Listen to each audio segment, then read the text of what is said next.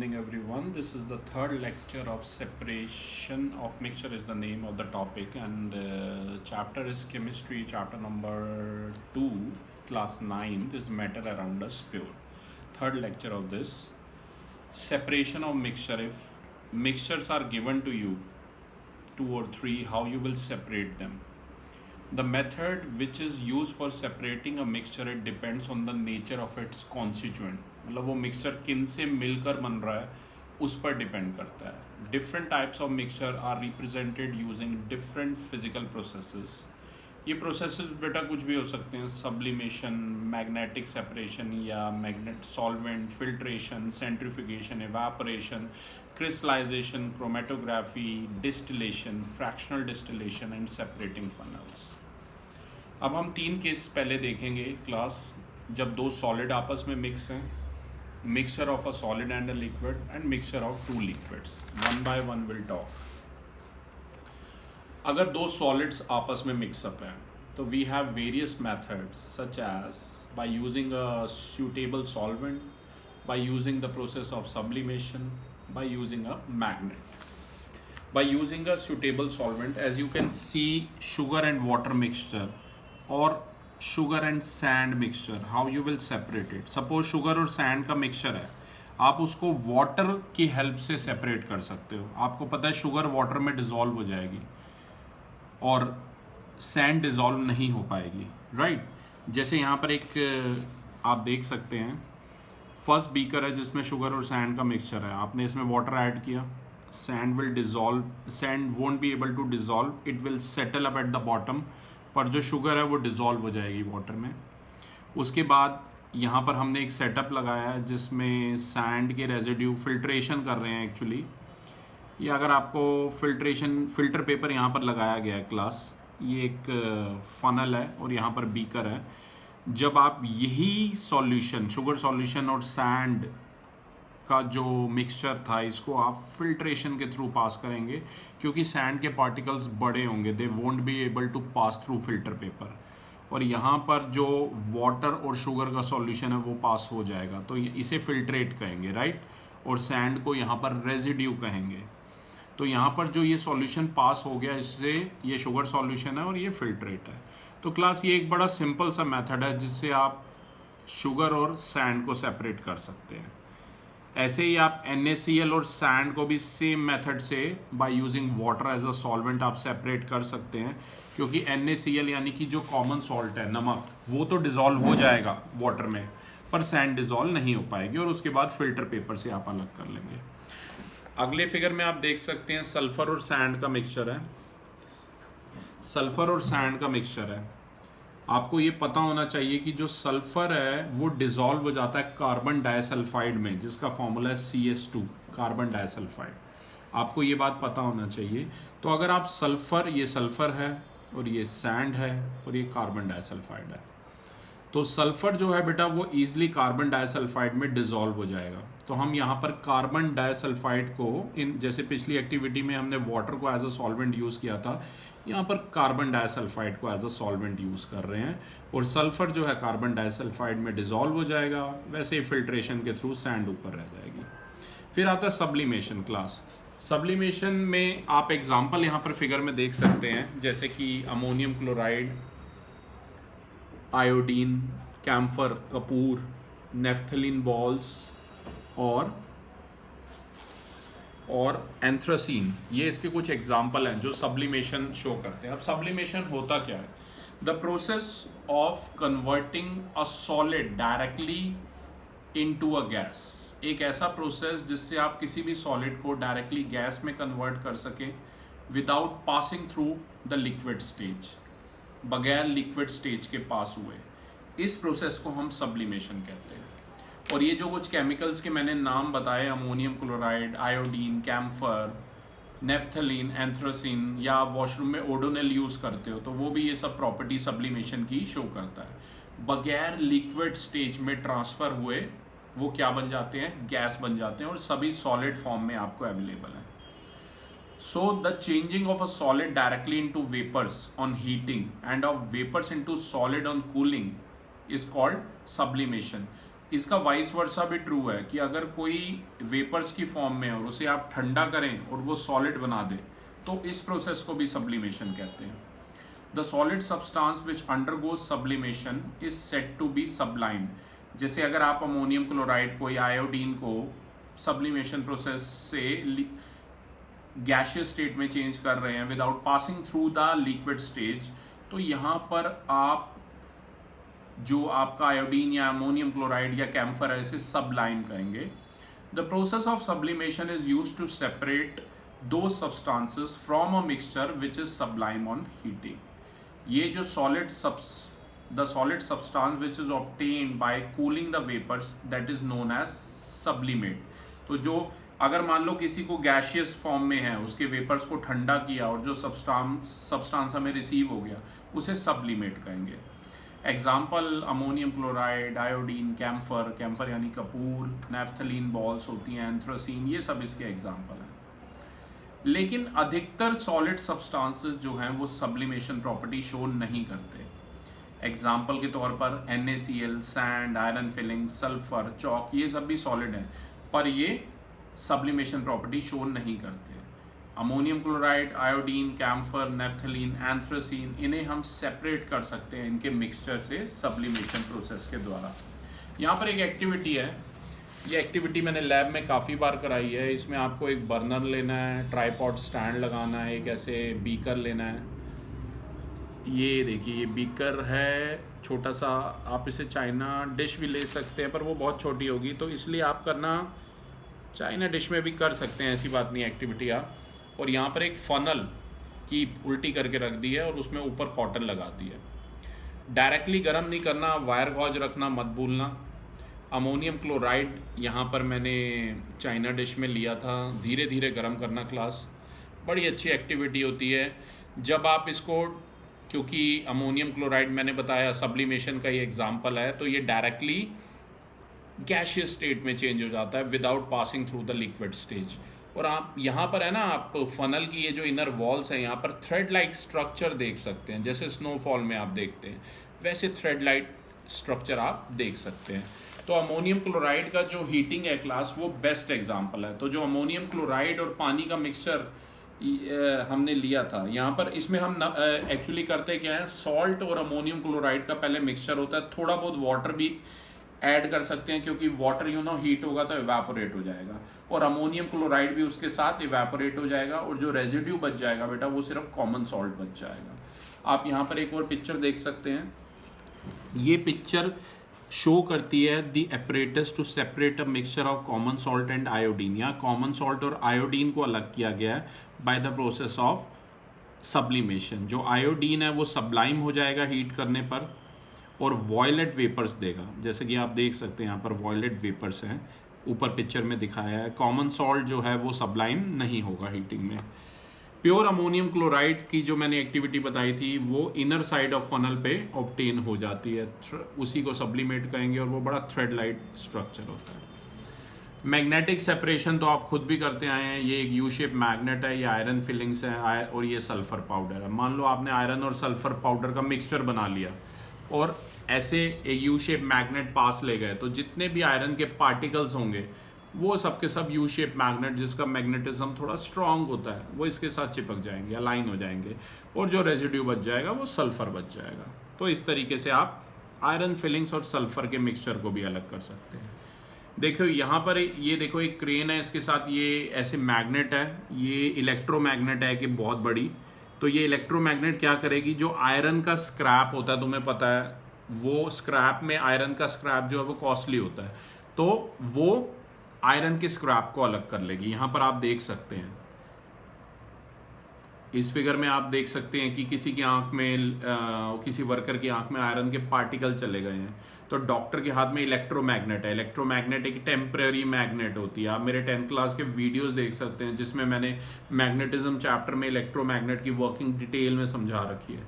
तो इलेक्ट्रोमैग्नेट जो है एक टेम्परेरी मैग्नेट होती है, जब तक इसमें इलेक्ट्रिसिटी पास करते हैं वो एक मैग्नेट की तरह बिहेव करती है। तो आयरन के जो पार्टिकल हैं वो इस पेशेंट की आई से निकल के इलेक्ट्रोमैग्नेट पे अलाइन हो जाएंगे, चिपक जाएंगे, और इस तरीके से आयरन के पार्टिकल इसकी आई से निकल जाएंगे। Class, next topic is separation of a mixture of a solid and liquid. There are various methods such as filtration, centrifugation, evaporation, crystallization, chromatography, distillation. ये एक फिल्टर पेपर को देखिए पहले हाफ कीजिए, सर्कुलर फॉर्म में अवेलेबल होता है, फिर इसका क्वार्टर बनाइए और इस तरह से आप इसे कोनिकल फॉर्म में बना सकते हैं और किसी कीप या फनल में फिट कर सकते हैं इस तरीके से। ये बड़ा सिंपल सा प्रोसेस होता है, ये आपको आना चाहिए क्लास।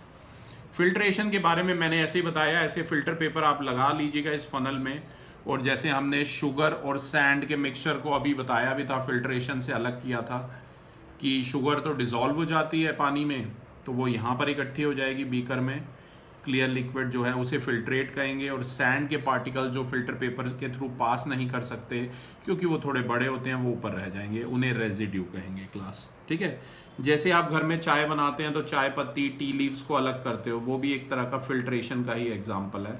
उसमें आप ऐसे ही वायर गॉज यूज़ करते हो और टी लीव्स जो है ऊपर रुक जाती है, टी स्ट्रेनर जो है ऊपर रुक जाती है और चाय टी उसमें से पास होके आप कप में इकट्ठी कर लेते हैं, राइट।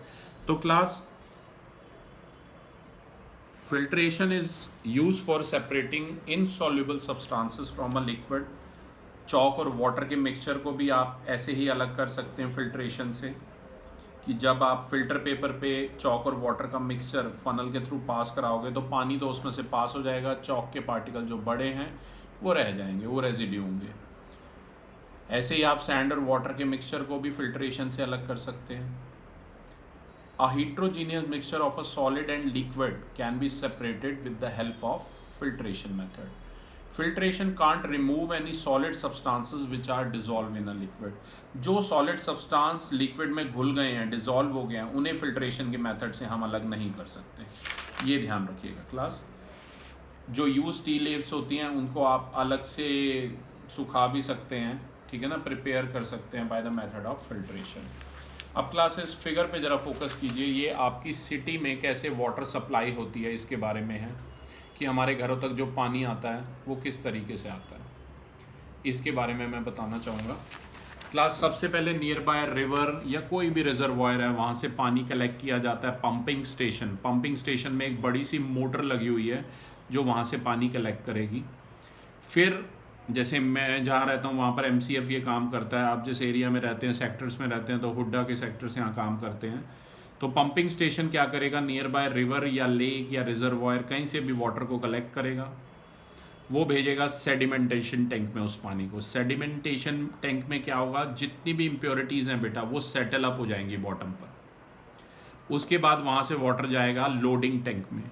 लोडिंग टैंक में हम एलम यानी कि फिटकरी ऐड कर देंगे, which is a very good disinfectant और हार्मफुल बैक्टीरिया को किल करने में काम आता है, तभी यहाँ पर एलम ऐड कर दिया लोडिंग टैंक में। इसके बाद फिर से ये पानी को हम भेजेंगे फिल्ट्रेशन टैंक में। फिल्ट्रेशन टैंक में बेटा ये 3 चीज़ें हैं, फाइन सैंड, कोर्स सैंड और ग्रेवल। ध्यान रखना, फाइन सैंड, कोर्स सैंड और ग्रेवल, इनका कुछ कुछ काम वैसा ही है जैसा कि 8th क्लास में आपने लास्ट चैप्टर में पढ़ा हुआ है कि कैसे ग्राउंड वाटर बिल्कुल क्लीन हो जाता है, कुछ कुछ वैसा ही काम है। इसके बाद क्लास क्लोरीनेशन टैंक में भेज दिया जाता है ये पानी, वहाँ पर क्लोरीन जो कि एक बहुत अच्छा डिसइंफेक्टेंट है, क्लोरीन ऐड किया जाता है, वो भी हार्मफुल बैक्टीरिया को किल कर देता है। फिर वापस पंपिंग स्टेशन से ऐसे वाटर स्टोरेज टैंक देखे होंगे आपने, हर सेक्टर्स में देखे होंगे वाइट कलर के, वहाँ भेज देते हैं। फिर यहाँ से उसके आसपास जो भी एरिया है अपने आप ही पानी, क्योंकि ऊपर से नीचे पानी को लाने के लिए मोटर की ज़रूरत नहीं होती, पानी को नीचे से ऊपर चढ़ाना है तो मोटर की ज़रूरत होती है, आपको पता है। तो ये नियर बाय जो भी एरिया है उसमें वाटर भेज दिया जाता है क्लास। तो ये बड़ी इंपॉर्टेंट एक्टिविटी है जो आप, जिससे हम, और पानी एक भी दिन ना हो तो आपको पता कितनी प्रॉब्लम हो जाती है, ठीक है। तो इस तरीके से पानी साफ़ करते हैं। ये आजकल RO सिस्टम और ये सब टेक्नोलॉजी आ गई है। अदरवाइज़ आई रिमेंबर जब मैं 9th में था ना बेटा, तब हमारे स्कूल में जो ऐसे ऊपर ही टैंक होता था वहाँ पर बस क्लोरीन की टैबलेट्स ऐड कर दी जाती थी वाटर को, ये कुछ RO वगैरह सिस्टम नहीं था, राइट। तो ये क्लोरीन की टैबलेट्स आती थी वो ऐड कर देते थे। तो शुरुआत में जब वो ऐड होती तो 1-2 दिन ये काफ़ी कड़वा होता है, बिटर होता है टेस्ट में, तो बड़ा कड़वा पानी आता था और उसके बाद वो सेटल अप हो जाता था। या लोग हीट करता था। यही दो तरीके थे जिससे हम हार्मफुल जो इन्फेक्टेंट थे उनको किल करते थे। अगली टेक्निक है class centrifugation. It is a method for preparing separating the suspended particles of a substance from a liquid in which the mixture is rotated or spun at high speed in a centrifuge। जैसा कि आप देख सकते हैं कि ये एक centrifuge है, इसके अंदर जो लिड है इस सेंट्रीफ्यूग की, इसको ओपन कर रखा है ताकि हम इसके अंदर क्या है आपको दिखा सकें। हम 4 सेंट्रीफ्यूग ट्यूब होल्डर देख सकते हैं, 1 2 3 4। जो मोटर शाफ्ट है वो रोटेट करेगी, इसको काफ़ी तेज़ रोटेट करेगी, ठीक है ना। ये देखिए, जैसे blood is a mixture of blood cells in a liquid called plasma. Blood को आप सेपरेट कर सकते हैं ब्लड सेल्स में या प्लाज्मा में सेंट्रीफ्यूगेशन टेक्निक से। सेंट्रीफ्यूग ट्यूब जो होती है ऊपर वाली फोटोग्राफ में, ये ब्लड सेल दिखा रही है एट द बॉटम, ये ब्लड सेल्स है जो बॉटम पर है, और प्लाज्मा जो है वो टॉप पर है, जैसा कि आप देख सकते हैं। तो क्लास सेंट्रीफ्यूगेशन मेथड में क्या होता है basically, the mixture of fine suspended particles in a liquid is taken in a test tube which is called centrifuge tube. This test tube is placed in a centrifuge machine and rotated rapidly for some time. As the mixture rotates rapidly, बहुत तेज़ी से घूमता है, तो जो भी force उस पर एक्ट करती है वो काफ़ी हैवी सस्पेंडेड पार्टिकल्स होते हैं उसमें, और वो bring them down to the bottom of the test tube. तभी यहाँ पर आपने देखा था जो ब्लड सेल्स थे वो बॉटम पे आ गए थे। We can separate the clay particles suspended in water very rapidly by the method of centrifugation.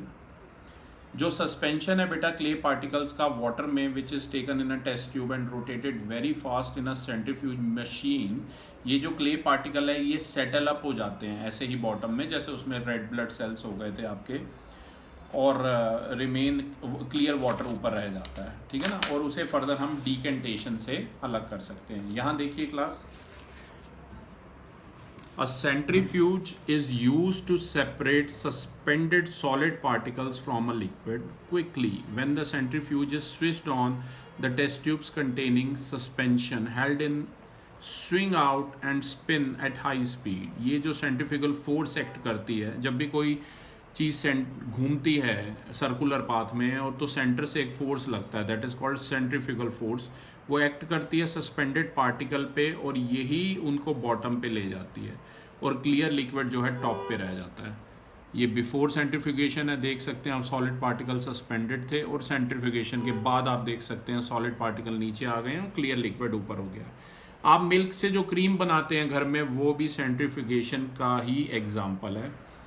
उसमें मिल्क को क्लोज कंटेनर में डाल के एक बड़ी सी सेंट्रीफ्यूज मशीन में डाल दिया जाता है। जब मशीन को स्विच किया जाता है तो मिल्क जो है वो रोटेट करता है काफ़ी हाई स्पीड पर कंटेनर में। इस वजह से मिल्क सेपरेट हो जाता है क्रीम में, और जो स्किम्ड मिल्क होता है, जो क्रीम है वो लाइटर होती है, वो फ्लोट कर जाती है over the top of skimmed milk. It can be removed.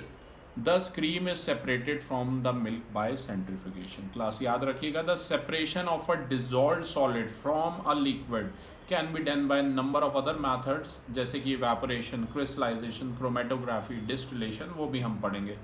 evaporation बड़ा सिंपल सा फंडा है बेटा। सी सॉल्ट, सी वाटर से कॉमन सॉल्ट अलग करने का जो प्रोसेस है evaporation है, बड़ा आसान है। उसमें क्या करते हैं, सी वाटर को कलेक्ट कर लेते हैं, जो सॉल्ट बना होता है उसी से बाउंड्री बना देते हैं, और सन की हेल्प से वो वाटर तो इवापोरेट हो जाता है, और जो रेजिड्यू बच जाता है that is common salt only. फिर उसमें फर्दर अलग अलग कंपनीज अपने प्रमोशन के लिए different iodine and all that ये ऐड कर देते हैं। आपने आयोडाइज सॉल्ट, इन सब चीज़ों की ऐड काफ़ी देखी होगी। तो इवापोरेशन बेटा एक ऐसी टेक्निक है जिससे हम सेपरेट कर सकते हैं सॉलिड सब्सटेंस को जो वाटर में डिजॉल्व हो गया। The use of process of evaporation